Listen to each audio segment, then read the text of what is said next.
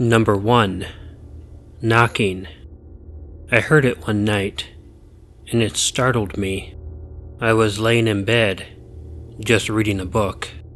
I began drifting off, and there it was. I heard a strange knocking on the floor. I was a bit startled, but then just calmed down. We lived in a really old house, so it wasn't unusual to hear those sorts of noises. I went back to reading my book. Just a few minutes later, though, I heard another knocking on the floor, and this time I noticed something that really scared me. It was a rhythmic sound, and that worried me because it made me believe that the knocking noise was made by a person. I was scared. I was also 16 years old at the time, and the only person in the house who had a bedroom on the bottom floor. I wasn't going to go into the basement and check it out, however. I also wasn't willing to go and get my parents up. Instead, I sort of just curled up in my bed and put some earplugs in my ear. I read a little more, and until I went to bed, convinced myself that it was all in my imagination. The following day, I told my parents that I thought there might be a ghost in the house, and they sort of made fun of me a little bit, and when I explained what I had heard, their response was dismissive. They told me that the noise I was hearing was likely just the house settling, and that if it bothered me, I should just put my earplugs in and ignore it. The following night, it happened again. I heard some knocking on the floor of my bedroom, and again, the knocking seemed rhythmic.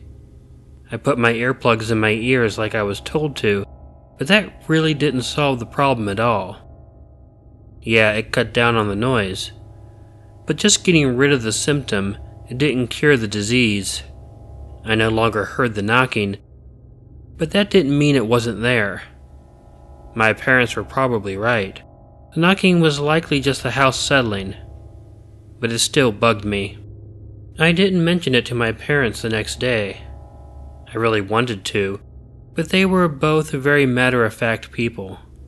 I knew what their response would be, so I kept it all to myself. The following night, I stayed up reading my book again. This time, when it happened, I decided to go check out the basement myself. Yeah, stupid, I know. But I really had to go down there and see what was going on. I got up and went over to the basement door and opened it. Now, the light to our basement was at the bottom of the stairs, so I began walking down the stairs.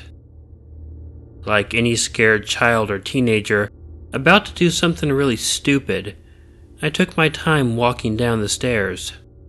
Each step I took going down, I thought about changing my mind and running back up, but I didn't. Our house was really nice but older, which is why the house settling argument really made sense. And the reason I tell you this, however, is because I was walking down the steps, and each one made a really large creak. It made me nervous thinking about whatever creature might be in the basement becoming aware that someone was coming down the stairs. This would just make it so much more likely that I was going to get grabbed. When I got about halfway down the steps, I heard the knocking sound once again. It startled me, and I actually tripped over my own feet and fell down the remaining stairs with a really hard bump. Then, I heard something drop, and heard that someone was definitely down in the basement. Something hit me hard in the back of the head and knocked me silly. It didn't knock me out, though. I did, though, hear someone running across the room. I could see their form in the meager light coming from the basement door window. He flung open the door to the outside, ran out, and that was the last thing I remembered before I saw the light at the top of the steps. My dad rushed down the steps and turned on the lights. We called the cops. Nothing came of it, however, but I never heard the knocking again either. I guess that means the guy never came back.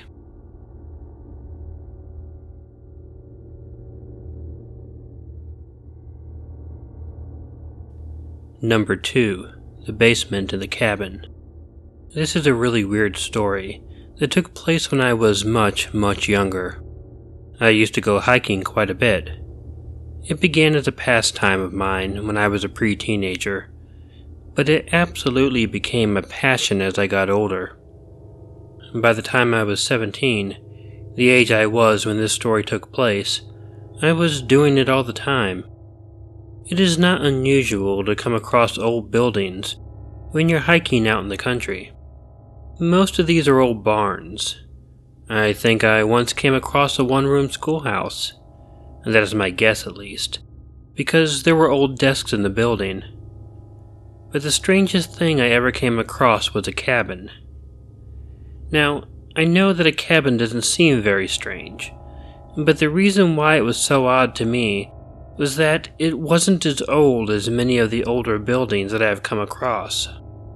But it still was apparently abandoned. There were bushes grown out all over the place and over the porch. There were actual pots on the porch that made it look like they had plants in them that died a very long time ago. But in comparison to most of the abandoned buildings I have seen in my life, this one would likely have been sturdier and easier to explore. I opened up the door, which wasn't locked. Looking inside the cabin, I could tell that it had definitely been abandoned. There were cobwebs all over the place.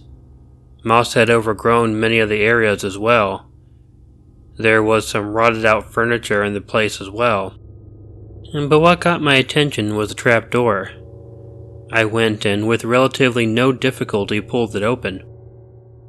So about halfway down the steps, I pulled out my flashlight and found my way to the bottom of the steps.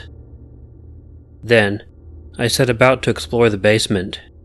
I immediately wished I hadn't. Hell, I immediately wished that I had never gone into the basement to begin with. Double hell, I immediately wished that I had never gone into the cabin to begin with. It was obvious that although the cabin may have been abandoned, the basement hadn't been. It was completely full of weapons.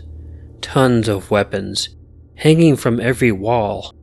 There were knives, swords, rifles, shotguns, machine guns, hell, just about anything you can think of, I saw down there. And these weren't old things either. In fact, the basement of the cabin was much better kept than the rest of the place. There was even a desk, an electricity generator. When I finally got over my shock at what I had seen, I decided I needed to get the hell out of there before whomever owned all those weapons came back. So I ran up the stairs, which was a feat in itself. I ran out onto the porch, and I practically leapt right off the porch and out into the forest. And then I kept running because I didn't want to take the chance of running into anyone at all. At one point, I would have stopped running, but when I tried to rest for a few moments, I could have sworn I heard someone walking around in the woods. I couldn't risk it, so I immediately took off again. I ran as fast as I could, only pausing momentarily here and there to rest. By the time I got home, I was wheezing and breathing hard, and I let out an exasperated but relieved moan when I finally relaxed in my own backyard. I told my dad what was going on. He didn't do a damn thing about it. He gave me the excuse that you don't really mess with people out in the woods, and that was it. I don't know, seems stupid to me. Who knows what was going on out there, and I think my dad had an obligation to tell.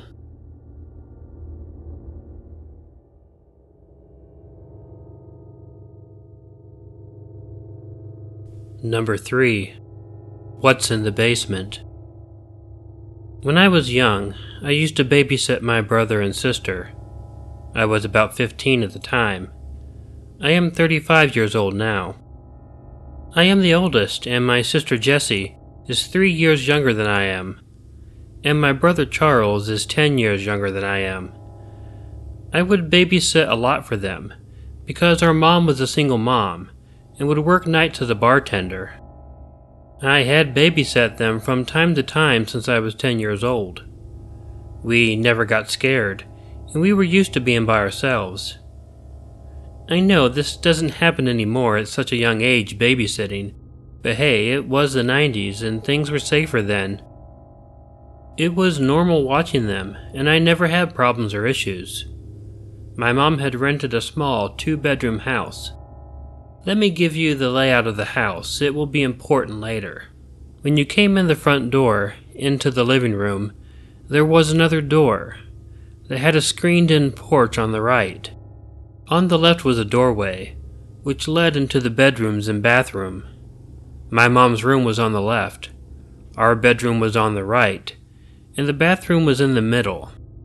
The living room went straight into the dining room through a doorway. The kitchen went right, and there was a door that went down into the basement. The basement had 3 or 4 stairs, and then a landing. On the landing was the back door. Then wooden stairs that had like 6 or 7 stairs down to the basement. The basement had red painted concrete floors, and wooden steps that were painted red as well. The basement was open and had a place to do laundry, and it wasn't really that big. It was bright except for a little section.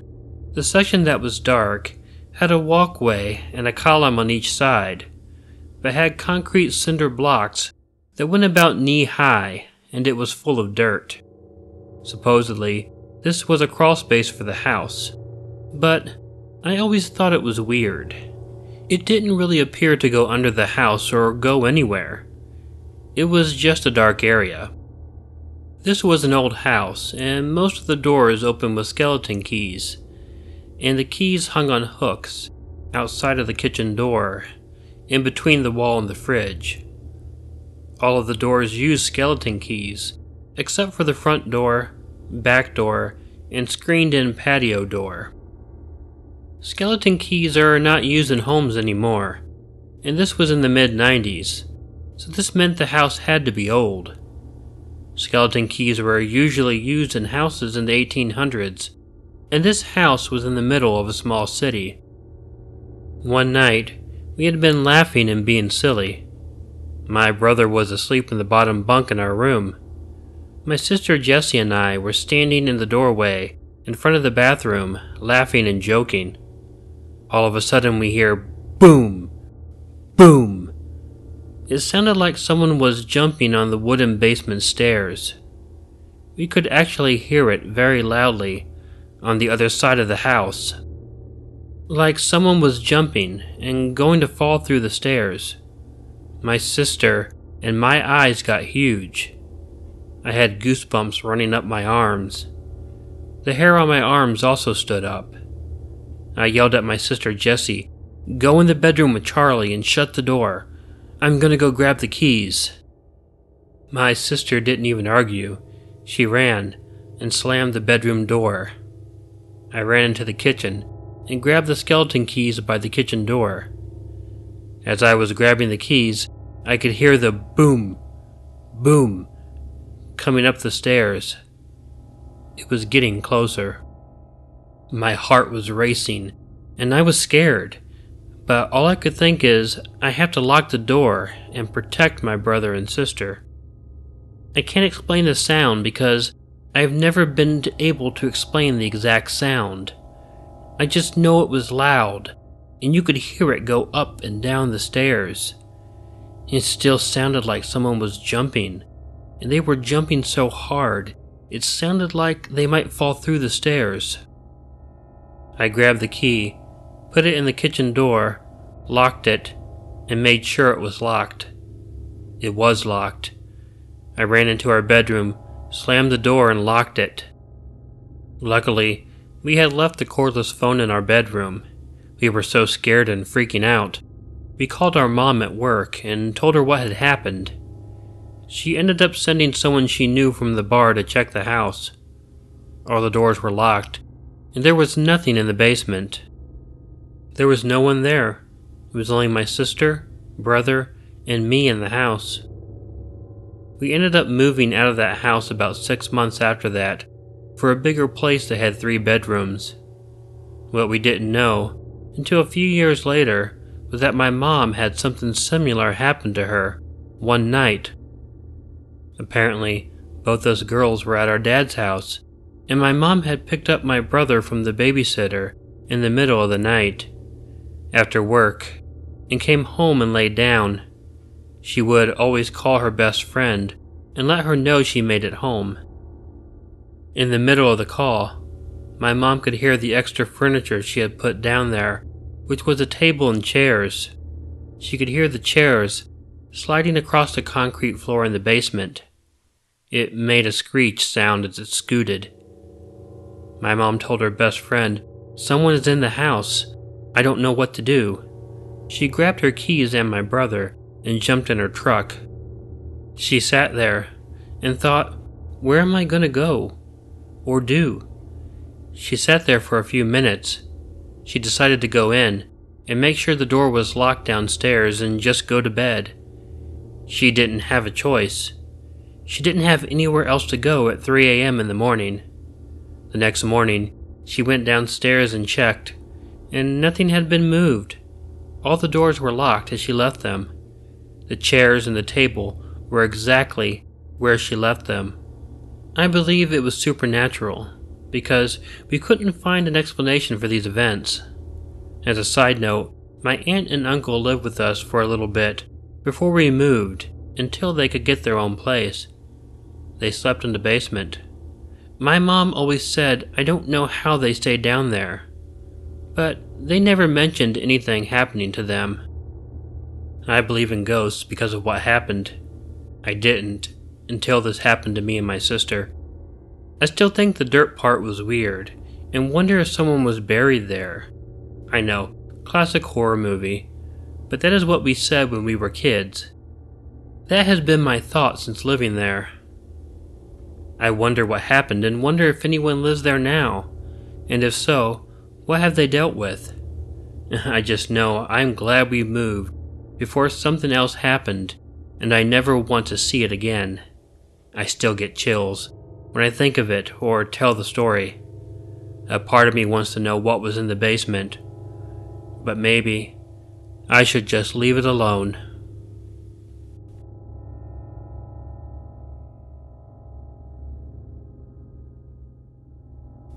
Hey all, Killer Orange Cat here. A couple things I want to get out of the way before going into my spiel. First, we've set up a subreddit for this channel. A link will be included in the description. I'll be posting things related to my videos as well as putting print editions of my stories online as well. This will also give you a way to submit stories. Also, we're likely going to try for a new store for merchandise other than the previous one. They haven't sent in a payment for the orders, and they're about 3 weeks late in doing that. And that's why I haven't mentioned the store lately. I'll update here, Twitter, Facebook, and the subreddit when I'm updated. For now, if you like this video, please let me know by hitting the like button. If you're not already subscribed to Killer Orange Cat, please consider hitting the subscribe button below, or use the icon of Ichigo that will appear at the end of this closing. Leave me a comment to let me know what you thought of the video, and feel free to share it with someone you think might enjoy it. If you have a story you'd like narrated on Killer Orange Cat, please send it to the address provided in the description.